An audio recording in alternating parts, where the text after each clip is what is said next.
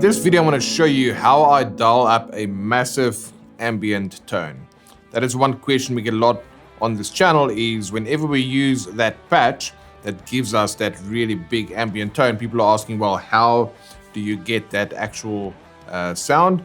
Well, that's what I'm going to show you in this video. I'm going to show you exactly the compression, the chromatic, pitch, the different types of delay, as well as the reverb and the specific settings in order to get that big sound. Now, before we dig into that, let's cut to a video where I played something using that ambient patch, and afterwards we'll go ahead and check out how that sound is being put together. And by the way, if you want to help us out on our channel, please go ahead, hit the like button, hit the subscribe and the bell icon, and leave a comment. All these things are signals to YouTube that you guys are enjoying the videos, which will help us reach more people and of course keep putting out great worship guitar skills focused content. All right, with that, let's jump into the video, and afterwards we'll break down the exact tone.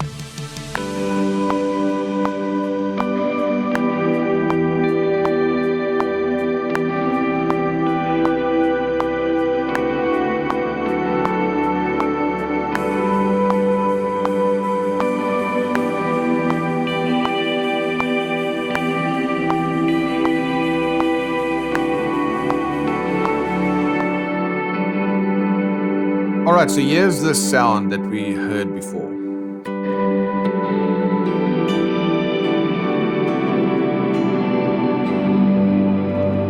That's a very big ambient sound. So what I'm going to do now is I'm actually going to turn off the different elements one by one. So first I'm going to turn off the reverb. I'm going to turn off my second delay. Turn off the first delay. I'm going to turn off the chromatic effect. I'm going to turn off the compressor. So now all you're hearing right now is like a Vox AC30.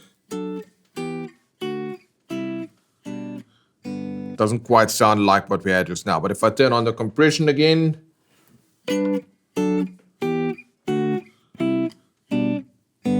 it just gives it a bit more boost. I'm turning on this chromatic effect.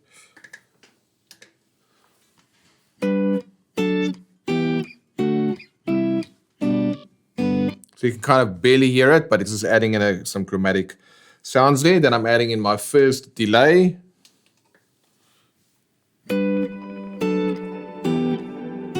And yeah, we can start hearing the ambient sound creeping in. I'm adding in my second delay.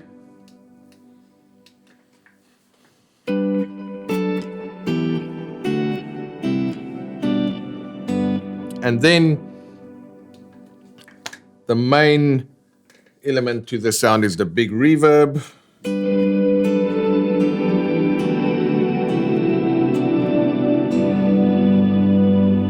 That makes up my big sound. So the compressor, not much to talk about over there.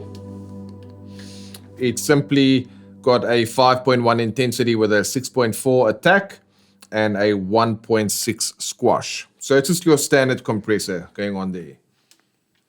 The chromatic pitch, all that's doing, it's adding in a voice an octave higher and a voice an octave lower. But the mix is fairly low. It's at like minus 23.9% with a little bit of ducking and the voice balance of 15.8%. So with that, as I let the notes ring, the ducking lets the chromaticism through. And what I mean by that is I get an octave lower as well as an octave higher. So that's just some chromatic pitch. When I played it for the actual song, I don't even think I had it on. But that is one thing that you can do to spice up the sound.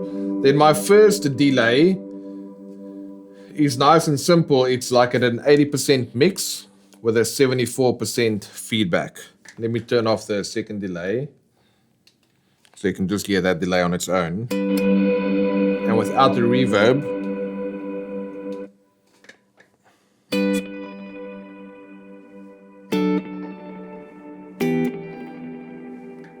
So let's go back to that delay.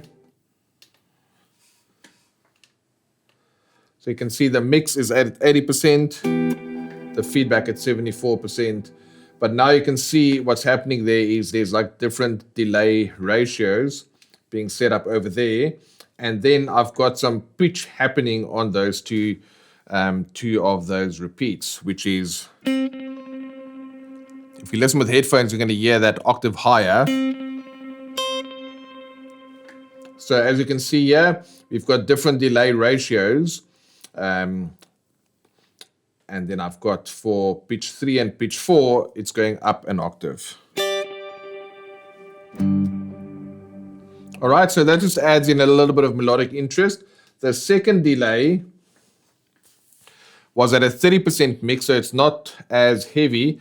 And I've got a quarter note delay on the one side, together with another quarter note delay with a 17% feedback. So you can just get a simple quarter note delay. And then that's just some basic ducking and frequency and bandwidth settings. And nothing crazy, but this is a very simple delay. Now both of them together. This is a quad chromatic delay, which means I've got 4 different delays and 2 of those are going up an octave. All right, but like I said, the reverb is the one that makes all this magic happen, Ria. So I'm going to turn off my delays real quick. Turn my reverb on and just show you what's going on with the reverb.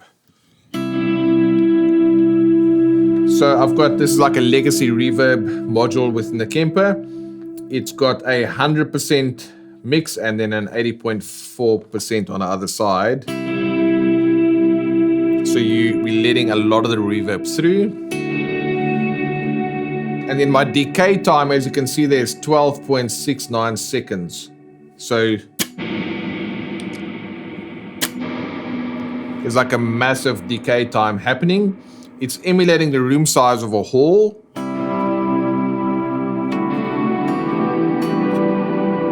And then I've got a pre-delay at 214 milliseconds.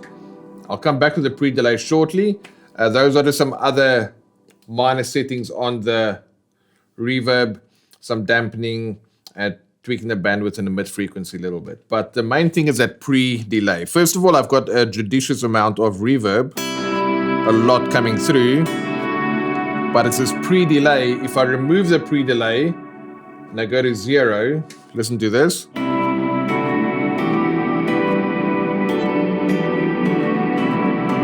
So as soon as I play the notes come through together with the delay. So what does 100% and 80% mean? Well, my delay is happening at 100% like this, and my main sound is only coming through at 80%. So if I were to play with that at just my mix of 100% like this, and both of them at 100%, it's going to sound something like this.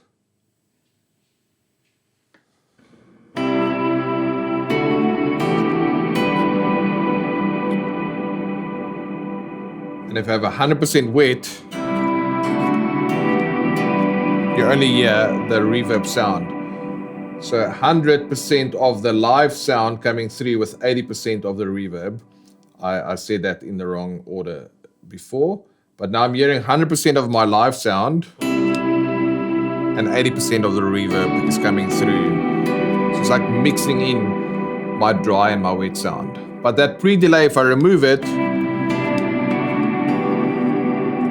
the reverb happens too soon. So if I go back to kind of my 214 milliseconds that we had before, roughly that area. So there we go. Now I'm going to strike the strings and then the reverb comes through. So immediately you hear my dry sound, like if it's just dry,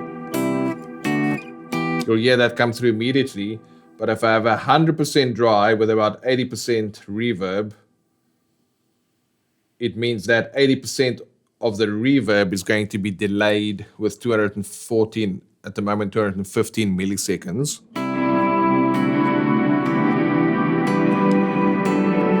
which is a more of a musical touch and it's more expressive as well. And that is my pre-delay.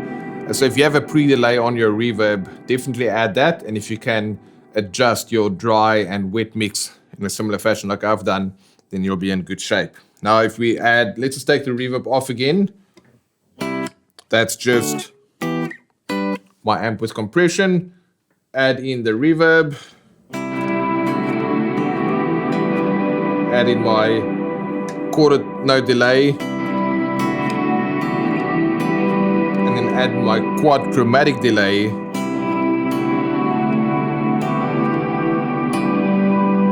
And that gives you that sound. And if you wanted to amp it up one more level, you can add in that what I've shown you before, which is a chromatic pitch effect, and it sounds like this.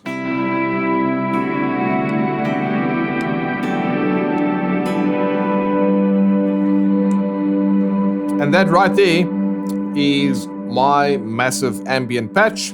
Hopefully it's useful to see what are the main elements that make up the patch, along with some of the specific parameters. All right, so hopefully that kind of demystifies a little bit what goes on into that ambient tone. I hope you got a lot out of that. If you enjoyed this video, please go ahead, hit the like button, comment, subscribe, hit the bell icon. All these things really helps us to get our videos out in front of more people. And you can also share this with someone else that you know might benefit of these workshop guitar skills focused lessons to equip and empower you to become the kind of guitarist you've always dreamed of. Thanks so much for watching, and I look forward to seeing you guys in the next video. Cheers.